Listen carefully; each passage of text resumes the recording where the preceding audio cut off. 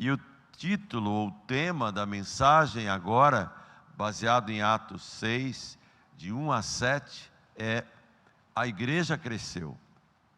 E creio que ele é oportuno para esse dia, para esta necessidade que estamos vendo, que Deus está suprindo, porque a igreja tem crescido em várias frentes. Vamos orar? Obrigado, Senhor, pelo crescimento da igreja e pelo suprimento de suas necessidades no correr dos anos. Obrigado por aqueles que o Senhor levanta, capacita, usa. Obrigado por aqueles que, como Isaías, estão sempre dizendo: eis-me aqui, envia-me a mim. Fica conosco, fale conosco, supra as nossas necessidades e nos prepare para darmos conta dos ministérios que terão que ser supridos pelo crescimento que o Senhor tem dado à sua igreja, em nome de Jesus. Amém. Atos 6, de 1 a 7, abra sua Bíblia e nós vamos ler esses versos. Atos 6, 1 a 7. Ora, naqueles dias, multiplicando-se o número dos discípulos, houve murmuração dos helenistas contra os hebreus, porque as viúvas deles estavam sendo esquecidas na distribuição diária.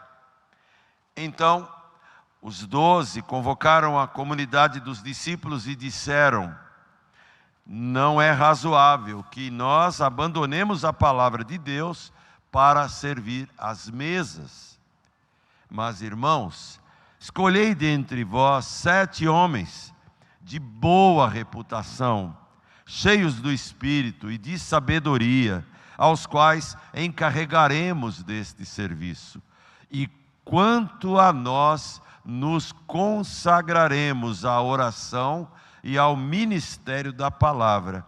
O parecer agradou a toda a comunidade e elegeram Estevão, homem cheio de fé e do Espírito Santo, Filipe, Prócoro, Nicanor, Timão, Pármenas e Nicolau, prosélito de Antioquia. Apresentaram-nos perante os apóstolos e estes, orando, lhes impuseram as mãos. Crescia a palavra de Deus e em Jerusalém se multiplicava o número dos discípulos. Também muitíssimos sacerdotes obedeciam à fé. Uma pergunta de curiosidade histórica. Eu estava no local, mas eu não tinha idade e agora também não revisitei o livro para saber. 1961, o início dessa igreja. Quem estava aqui naquele dia, no primeiro culto? Por favor, levante a mão. Só eu e a Loide? Que bom, né? Eu era um menino, ela já era uma linda adolescente, tocando órgão aqui, não é? Alguém lembra, dos que estudaram história, quantos membros eram naquele dia? Eu creio que eram mais de... Quanto é, Loide? Olha só, eram 180 irmãos naquele primeiro dia de trabalho desta igreja. Nós só estávamos do outro lado da rua, que era um armazém, era um galpão. Eu me lembro muito bem de minha mãe, meu pai e vários irmãos cruzando o viaduto, vindo para cá. E para memória ficar acesa, naquele tempo havia uma padaria na esquina. Hoje não temos uma padaria, mas temos um cheiro forte de pão toda manhã aqui do lado. Isso é muito bom para refrescar. 180, hoje somos 500 aqui. E temos a certeza de que poderemos ser mais. Então a igreja cresceu. Vamos pensar na igreja primitiva, irmãos, naquela reunião, no início de Atos, 120. A descida do Pentecostes, 3.000. Segundo sermão de Pedro, mais 5. Alguns pesquisadores chegam a dizer que, juntando mulheres e crianças, chegava a 20.000. Então, a igreja cresceu. Isso já era a promessa de Atos 1:8 se cumprindo.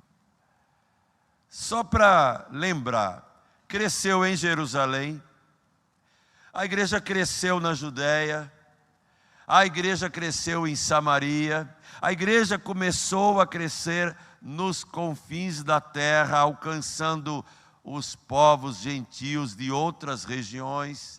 A igreja cresceu entre os gregos, a igreja cresceu entre os judeus de origem grega, que só falavam grego. A igreja cresceu entre os judeus que falavam aramaico e que moravam na Palestina. A igreja cresceu entre os pagãos. A igreja cresceu entre os perseguidores. A igreja cresceu entre os dispersos. A igreja cresceu. Isso é um fato. De 120, se contarmos hoje, somos quase 2,5 bilhões de pessoas pelo mundo. É um crescimento, na linguagem do pastor Jeremias, que é uma palavra que ele usa sempre, exponencial. E isso, numa linguagem mais nossa, se fosse o Cid Moreira aqui, é fantástico, né? Mas não é o Cid Moreira, é o Davi Sestavo falando aqui. Então, a igreja cresceu. Eu li um trecho de uma obra muito bonita do Charles Swindoll sobre a noiva de Cristo, e eu vou fazer, no final da mensagem, só a menção dos tópicos desse livro interessantíssimo, A Noiva de Cristo. E nesse livro ele compara a igreja com um iceberg. Ele diz que algumas igrejas são muito parecidas com icebergs. E aí eu fiquei curioso para saber por quê. Aí ele diz assim: o iceberg, como sendo uma enorme geleira que se despreende do bloco principal, corre o risco de circular e de navegar por vários locais. E por que ele compara a igreja a um iceberg? E aí eu aprendi uma nova palavra. Ele diz assim: a igreja, no sentido de ser parecida com um iceberg, ela tem a parte imersa, abaixo da água, e a parte emersa, acima da água. A parte emersa, ela é menor, porque a imersa, muitas vezes, tem 7 vezes o tamanho da parte que está acima da superfície. E lá, na parte submersa, imersa, é que estão os problemas. Crescer dói. E a igreja primitiva, como um grande iceberg, estava crescendo demais. E a parte imersa nem sempre é vista. São os problemas, as necessidades e tantas dificuldades que acontecem quando a igreja cresce. E é exatamente isso que eu gostaria de falar hoje com os irmãos. É perigoso quando a gente cresce e perde o propósito. É perigoso quando a gente cresce e desperdiça energia cuidando de tantas coisas que não são essenciais e deixando as essenciais de lado. É complicado quando a gente cresce e, por causa do crescimento, até mesmo potencial e numérico, a gente perca de vista o outro, ou a gente se torna indiferente com o outro. Por isso que, ao olharmos para o texto, que não se trata só de diaconia, mas se trata de crescimento de igreja e de como lidar com isso, eu quero dizer 4 coisas baseado nesse texto aqui, simples. A igreja cresceu. Em primeiro lugar, ela cresceu em necessidades ou dificuldades que são inerentes do crescimento, são partes do crescimento. Então, olha só no verso 1. A igreja, como aquela, como a nossa, como qualquer igreja, quando ela cresce pela bênção de Deus, pela palavra que pregada não volta vazia, ela cresce imediatamente em necessidades, em dificuldades. E o verso 1 deixa isso muito claro. Naqueles dias, a primeira expressão que aparece é multiplicando-se o número dos discípulos. Isso é maravilhoso. É o que a gente sonha, é o que a gente espera. Mas olha só o que vem depois. Houve murmuração dos helenistas. Um problema bom provocando um problema ou uma atitude ruim.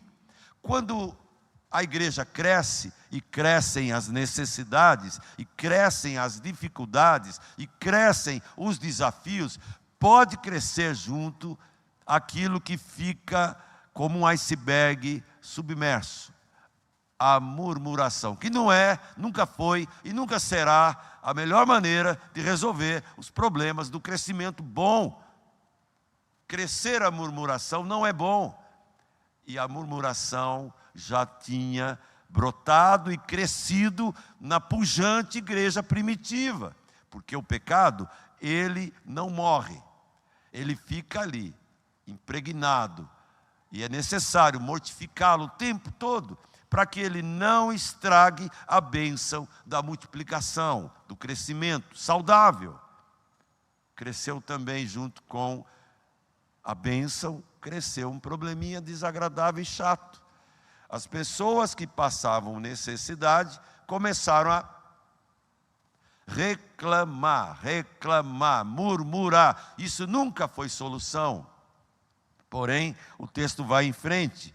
Os helenistas começaram a reclamar contra os hebreus. Irmãos reclamando de irmãos, porque algumas necessidades não estavam sendo atendidas, supridas. Vejamos o resto do texto. O que aconteceu? Viúvas deles, helenistas, estavam sendo esquecidas na distribuição diária. Ou seja, um problema real, necessidades, problemas de fome, carência. Isso é bom, é problema bom. É problema decorrente do crescer da igreja. E toda igreja que cresce, cresce as necessidades, as dificuldades, os dramas, as dificuldades pessoais, relacionamentos, novas portas vão surgindo. Irmãos, que bênção é a gente ver esse trabalho que hoje foi apresentado e a gente perceber quantos estão lutando por isso, coisa que nós nem conhecemos, mas agora seremos desafiados a conhecer. Como é bom termos aqui em nossa igreja pessoas que têm carinho por esse ministério. Esther e companhia, Aline e companhia. Muito bom. É um ministério abençoado. Crescem os problemas, crescem as necessidades, crescem as pessoas que vão cuidar. Deus não dá apenas o crescimento, os problemas do crescimento virão juntos, mas as pessoas para cuidarem desses problemas, o Espírito Santo também vai levantar, também vai capacitar. A murmuração não resolve nada, ela só perturba, ela só atrapalha. Por isso, quando a sua igreja crescer, quando a necessidade vier em decorrência do crescimento, não chegue pelos corredores, na hora do cafezinho, na porta da igreja. Você viu? A igreja cresceu e nós temos agora várias viúvas lá no Heliópolis, vários filhos de pais que morreram porque são violentados pela droga, e agora a junta diaconal da sede não manda nenhuma ajuda para aqueles carentes do Heliópolis.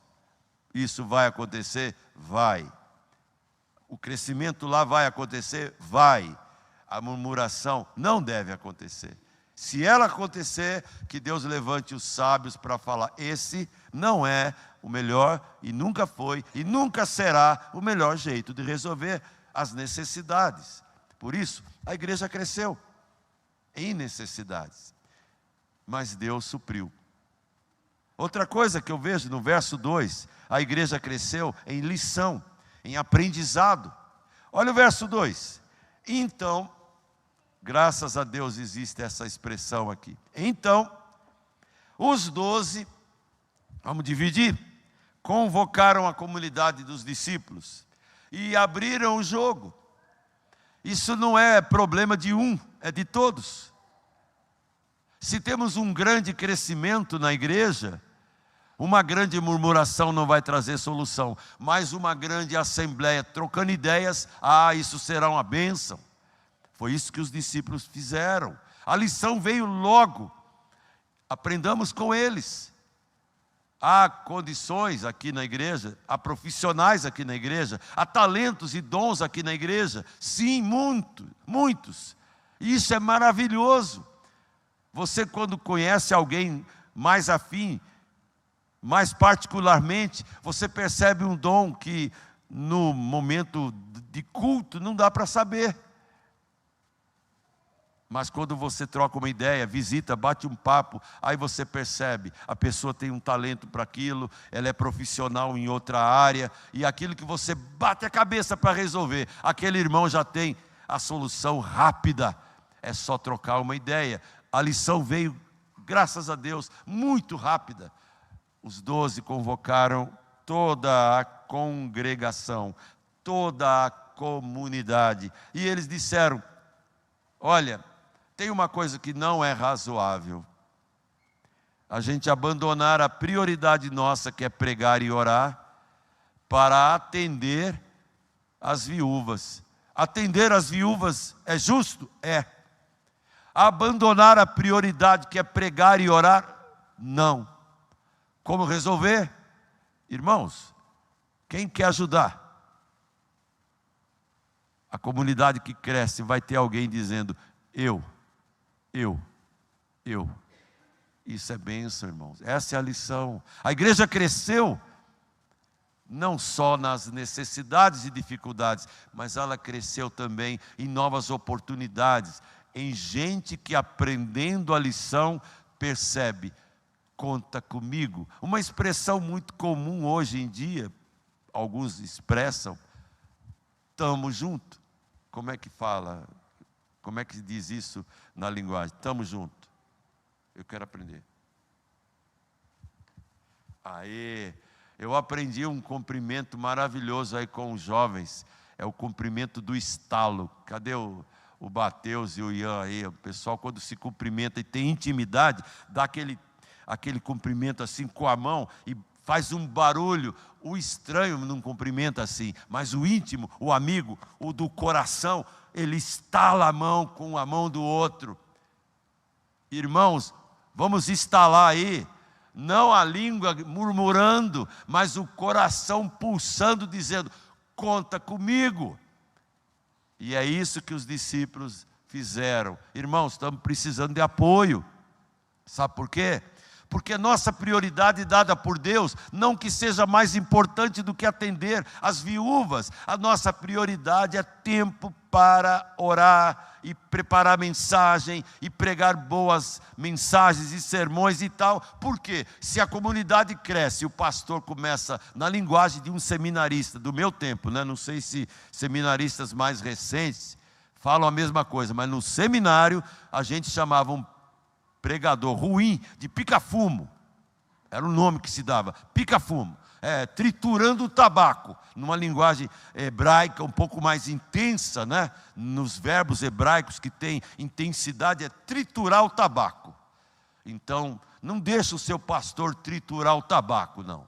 Deixa ele com tempo para orar, com tempo para meditar, com tempo para ler e para preparar um bom alimento, porque um bom chefe gourmet, ele não chega e fala assim: vou fritar um ovo mesmo, joga lá. Ele faz um pochê, ele faz um negocinho mais incrementado, ele coloca, e isso demanda tempo, demanda talento. Frigideira boa, porque frigideira ruim também, jogou ali, gruda tudo, aí não adianta ficar raspando e vem coisa ruim no meio. Ai, que comida ruim. Quem está acostumado a comer comida boa da mamãe, da vovó, da titia, não aceita comer porcaria. Não aceita. Por isso, a lição de uma igreja que cresce é essa: vamos dividir tarefas, vamos na comunidade dizer quem pode nos ajudar para que o trabalho prioritário que Deus nos deu não seja abandonado para a gente ter que assoviar e chupar cana ao mesmo tempo. Ninguém consegue, não dá. Terceira coisa que eu vejo: a igreja cresceu, sim, em necessidades, dificuldades, cresceu em grande lição, mas a igreja cresceu também em solução. Versos 3 a 6, aparece uma solução, e ela veio do próprio Deus, ela veio também do despertamento das pessoas. E olha que maravilhosa solução aparece entre os versos 3 a 6. Mas irmãos, aí vem a bênção, eles oraram, eles abriram o jogo, abriram o coração. Escolham aí 7 homens. Que tipo de gente, que tipo de homens? De boa reputação, cheios do Espírito Santo, homens sábios, aos quais vamos encarregar desse serviço, sabe? Ir e vir, coletar, distribuir, agendar, ir atrás, amparar.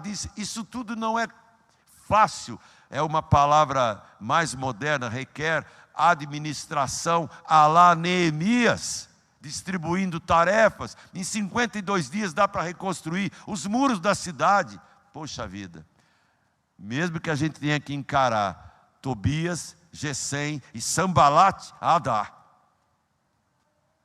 dá sim. E aí eles encarregaram esses homens. Olha só o contraponto no verso 4. Quanto a nós, isso não é esnobismo, não é elitização de departamentos, esse é melhor ou mais importante, não. É noção do corpo de Cristo, quem faz o quê, quando, para quem, para a glória de quem. O texto diz, esses 7 homens sábios, cheios do Espírito, de boa reputação, desprendidos, nós vamos encarregar desse trabalho tão importante, que é atender as viúvas. Porém, nós nos consagraremos à oração e ao ministério da palavra. Isso é maravilhoso, irmãos. Tem gente chamada para esse fim, seu pastor é um deles. Deixa ele fazer essa parte, enquanto você ameniza a sobrecarga dele. Tem 400 irmãos. Será que o equilibrista de pratos no circo dá conta? Tem 8 pratos para serem equilibrados. O primeiro lá da ponta está assim, ó. Faz aí, ali. E o 8º já está bem aceleradinho, mas quando eu deixo esse aqui e vou correr para o primeiro, esse aqui começa a bambear também. Se não tiver gente, um prato vai cair, um irmão vai cair.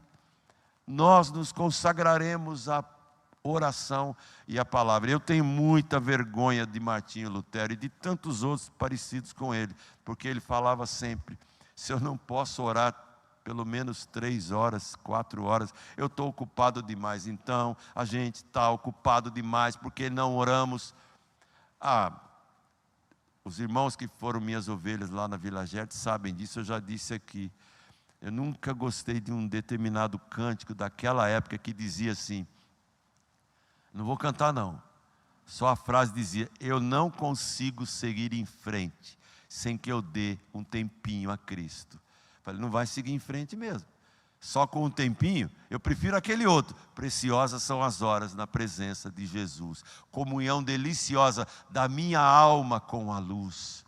O seu pastor precisa tempo de comunhão com Deus, tempo de oração, leitura. Dá uma visitadinha na biblioteca dele, no livro dele. Você pensa assim, é fácil pregar. Então tá, vem cá, eu sento aí, vem pregar aqui. Alguém fala assim, mas o senhor já tem 40 e tantos anos de pastorado, para pregar é moleza. E a perninha não treme não? A perninha não bambeia não, toda vez que vem no púlpito, pensando que é a palavra de Deus, não é um discurso de político, e é a palavra de Deus. Todo mundo treme, porque é ela que não volta vazia, não é a oratória, não é o argumento, não é a homilética, não é. Por isso, irmãos, nós nos encarregaremos do ministério da oração, do tempo devido à oração. Um pastor que ora mais, que medita mais, prega melhor, vive melhor, fala melhor, atende, aconselha melhor e prepara e treina melhores obreiros para a grande obra, que é bênção de uma igreja que cresce. E uma igreja que cresce precisa de bons equilibristas, de boas pessoas para trabalhar, de gente de boa reputação, que cuide dos vários ministérios. E ninguém dá conta de todos os pratos sendo equilibrados o tempo todo. Ninguém, é impossível. Por isso, irmãos, a igreja cresceu. A igreja cresceu em necessidades, em lição e cresceu em solução. O verso 5 e o 6, ainda concluindo, fala assim: o parecer, olha que maravilha, agradou a toda a comunidade. Tomara que agrade também a essa, a qualquer comunidade que entenda, pastor, nós o escolhemos, o elegemos, o abençoemos para este ministério. A gente dá conta de outras partes do ministério, para que essa grande e bendita prioridade, vocação de Deus, o Senhor não se ocupe com tantas outras, porque esta é fundamental para a nossa sobrevivência, qualidade espiritual, é nossa responsabilidade mantê-lo orando. Ore, pastor. Leia, pastor, medite, pastor. Tua igreja é uma bênção decorrente disto. E a gente vai fazer tudo mais, porque o Espírito Santo distribui dons ao seu povo, para que o corpo seja saudável e bonito. Aí então o parecer agradou, a murmuração acabou, e o primeiro eleito, e o primeiro morto. Quem trabalha geralmente é morto. Quem trabalha e prega é morto também. Estevão pregou muito. Era um garoto maravilhoso, cheio do Espírito Santo. O sermão dele no capítulo que vem é maravilhoso. E a gente percebe como que Deus faz a obra de maneira perfeita. Eles elegeram Estevão, homem cheio de fé e do Espírito Santo. Elegeram Filipe, Prócoro, Nicanor, Timão, Pármenas, Nicolau, já vindo de outro lugar distante, lá de Antioquia, e apresentaram todos eles perante os apóstolos, e estes, orando, lhes impuseram as mãos. A tarefa está distribuída na comunidade. A igreja cresceu. Finalmente a igreja cresceu em bênção. Versículo 7. Crescia a palavra de Deus. Olha que maravilhosa prioridade. E em Jerusalém se multiplicava o número dos discípulos. Olha quantas dificuldades virão em decorrência disso. E também muitíssimos sacerdotes obedeciam à fé. Que privilégio! Até a turma encardida dos fariseus, dos saduceus, daquela turma de encrenqueiro, agora estavam ali rendidos aos pés de Jesus, porque tinha uma turma orando, tinha uma turma meditando, tinha uma turma pregando e tinha uma turma assistindo às necessidades várias que surgiam. E isso é maravilhoso, irmãos. Nós temos um padrão a ser seguido e imitado. Não vamos inventar moda. Igreja não é uma empresa, é um maravilhoso e poderoso corpo. E o Espírito Santo dá força, e Cristo, o cabeça, dá direção, e a Bíblia dá nutriente. E o joelho dobrado de um pastor que ora e abre a boca com sabedoria, realmente pavimenta uma estrada para a igreja seguir em frente, crescendo.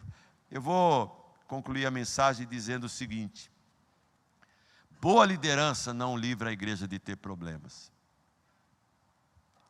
Sempre crescimento explosivo. Não vai ser nunca desculpa para a gente faltar com cuidado com os outros. Nunca. Outra coisa que eu vejo, necessidades urgentes não requerem que se abandone o trabalho prioritário da igreja.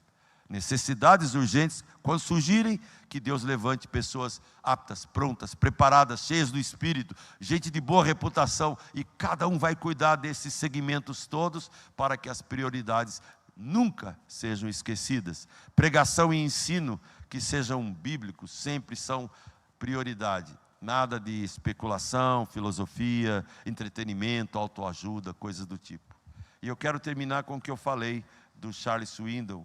Ele coloca 10 frases, 10 capítulos sobre a noiva de Cristo. Olha que maravilhosa comunidade de fé quando pautada por essas normas aqui. O fundamento do ministério é o caráter.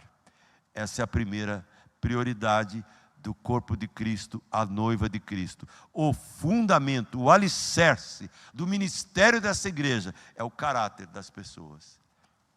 A natureza desse ministério é o serviço de todo mundo que congrega ali. O motivo do ministério desta igreja é o amor de Deus. A medida do ministério, até onde a gente vai, é o sacrifício. A autoridade do ministério é a submissão ao poder do Espírito Santo, ao poder de Deus. O propósito do ministério é a glória de Deus. As ferramentas do ministério são duas: palavra e oração. O privilégio do ministério é o crescimento, é o resultado que Deus propõe.